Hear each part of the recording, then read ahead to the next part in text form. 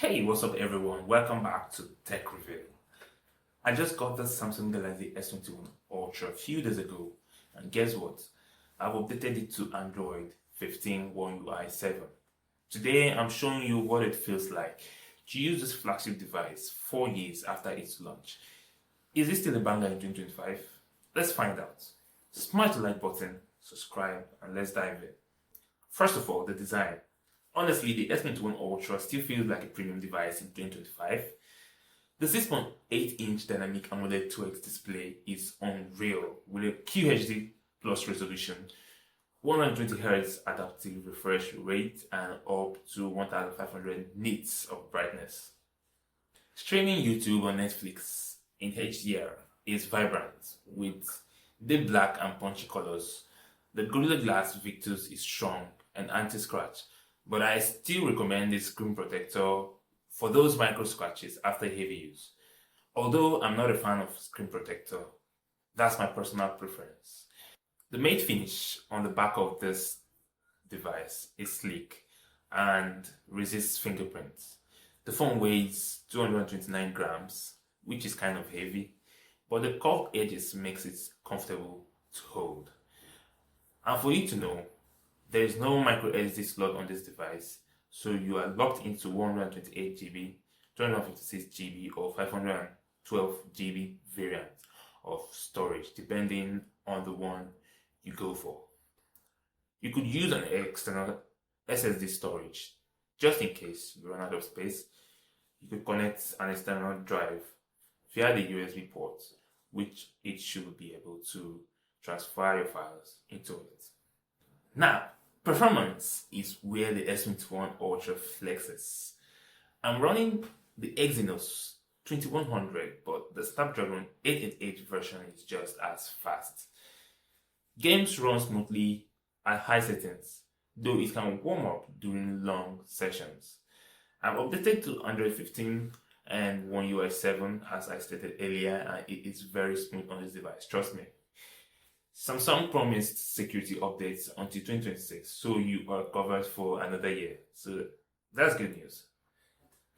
With up to 16 gigs of RAM, multitasking is a breeze, although mine is a 12 gigs RAM variant, which I've had like 10 apps open at the same time with no lags.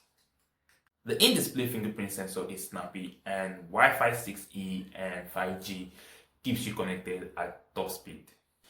Another feature that I really like and really impressed about in the Samsung is the Samsung DeX, which is like a modified version of the screencast or mirrorcast.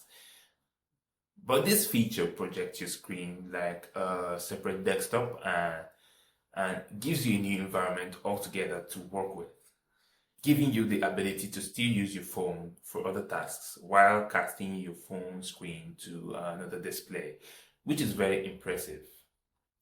You can connect to Samsung DeX either via Wi-Fi or HDMI. Then we do also have the link to phone feature, which lets you access your S21 Ultra device from your laptop, PC, or your desktop when you have to connect through hotspot and link the two phones together with your PC, and you can have access to your phone and use any app on your phone.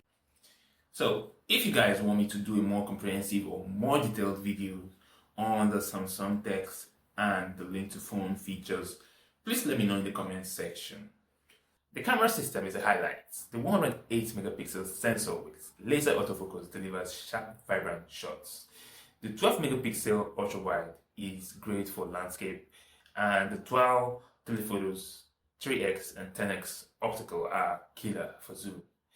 The 100x space zoom is fun but shaky and blurry. I mean, you won't really use it. The 10x is the one that is practical to use. Night mode is solid, although newer phones like S25 Ultra has a slight edge in terms of night mode shots and other features. So, this is a video taken from the front-facing camera.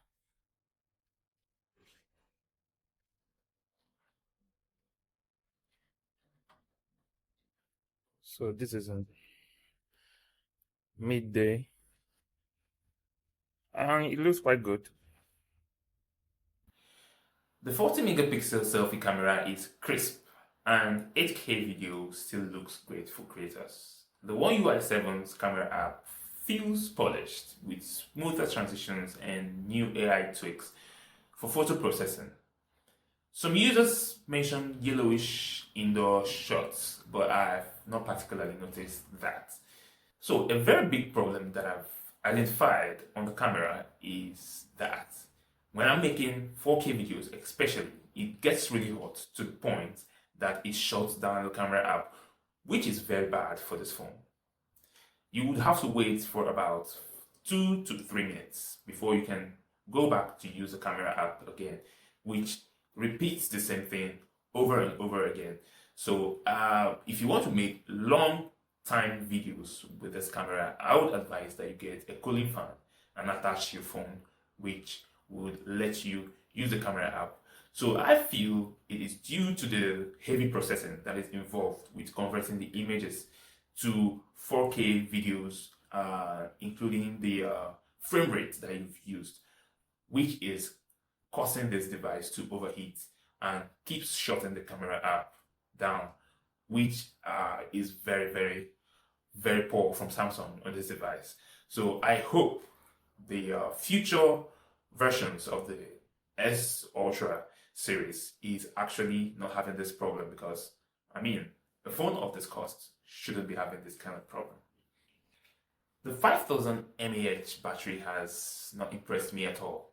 The impression I had from other reviews that I've seen was that I did a full day of use gaming with this phone, social media use, TikTok, browsing, and all that. But I noticed that I'm just getting about 6 hours of heavy use, which I have to recharge my phone over and over again before the day is over. So for light users, you can actually use this phone up to a day without recharge, but normal heavy use, not really that kind of heavy use, but maybe have your data on, social media, and all that. Before you know it, within 6 hours, you are out of battery and you have to recharge, which is actually not good for a device of this cost. This is a flagship device, for crying out loud. Samsung, you can do better than this. Then, when it comes to charging, this phone has 25 watts wired charging speed and 15 watts wireless charging speed, which is quite slow for a flagship device compared to 2025 flagship devices like the Pixel 9 Pro, which has 50 plus watts of charging speed. There is no charger in the box, so you have to buy another charger differently, which incurs extra cost for you. So Samsung, I feel you should do better than this. Comparing the cost of the phone with other devices like Redmi phones, which come with full packages, you need to do better, Samsung, on this aspect. So is the S21 Ultra worth buying in 2025, considering you could update to Android 15 and One UI 7? Here's the breakdown. So here are the pros. It has a stunning 120Hz dynamic AMOLED display that holds up against newer phones like the S23 Ultra, S24 and S25 Ultra. You might not be able to notice much difference with the display. Number 2, versatile cameras, especially for zoom and 4K and 8K videos. It captures quality videos and it is worth the price in terms of the quality of the videos it captures. Number 3, snappy performance for gaming and multitasking. Due to the RAM, 12 gigs of RAM or 16 gigs of RAM, and the Exynos 2100 processor chip, it is very fast. It is very fast, I won't lie. The last pros for this phone is the premium design. It's, out of all the Samsung S series, I think this is the best design so far. It feels very good to hold and it feels very modern. I love it. That's why I went for it. So for the cons, number one, no micro SD slots, and it has limited storage, which is maximum 512 gigs of storage. So if you're a heavy user in terms of the memory, you might need to get an external storage device that you can use to save data when you have exceeded the limits for this device. Secondly, one SIM card slot for this device. This particular variant that I got, it only has one SIM slot and no eSIM slot. So I was actually disappointed about that because I got the impression that it has an eSIM, which I can activate my second SIM as an eSIM, which I was unable to.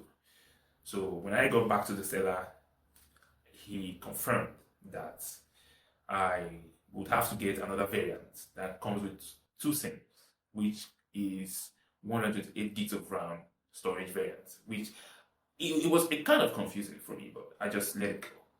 It has only 25 watts of wired charging speed and 15 watts of wireless charging speed, which is quite slow for a flagship device of this magnitude.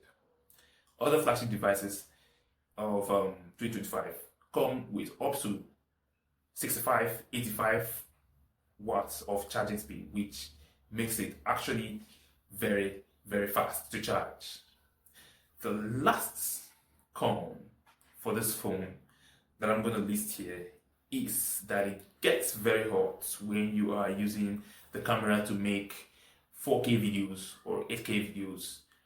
It gets really hot very fast, which in just about 5 minutes you can see your camera app shutting down automatically and give you an error that you need to wait for like 1 or 2 minutes before you can get back to using the camera app so that the phone can cool down.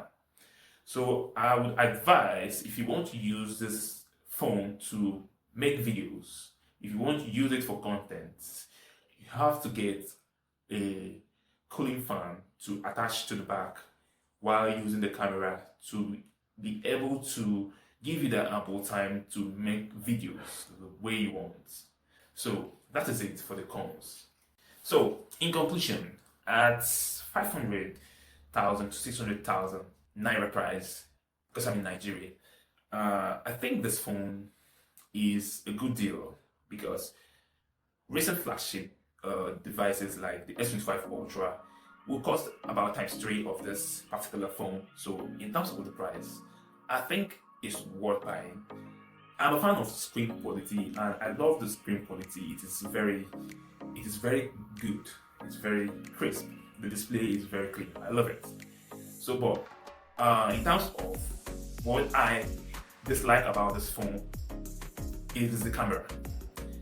The fact that it has to overheat the phone when I'm making videos with it, which is the primary reason why I got this device, is actually discouraging to me. So, am I going to advise you to get this device? If the camera is not your concern, if you're not buying the phone for mainly using the camera to make videos, well, I will advise you to quickly get the phone because other things are very okay on the phone, except for battery as well. So the battery doesn't really last the way I expected, but that one you can actually recharge the phone if you have power supply. Okay, so what do I advise? If you are a heavy user but you don't care about the camera, or you only take photos with the camera, you can get the phone. It is very okay. But if you want to use the phone mostly for making videos, for taking videos, I would advise you to probably get from S23 Ultra above, or from the S24 or even S25 Ultra to be able to ensure that you avoid that problem of overheating. So that's my take for the phone. So let me know what's your thought, guys. Drop your thoughts on the comment section. Let me know what you think about this device. Is it something you want to go for? And don't forget, guys, like and subscribe to this video for more, and stay tuned, guys, with me. See you next time. Bye.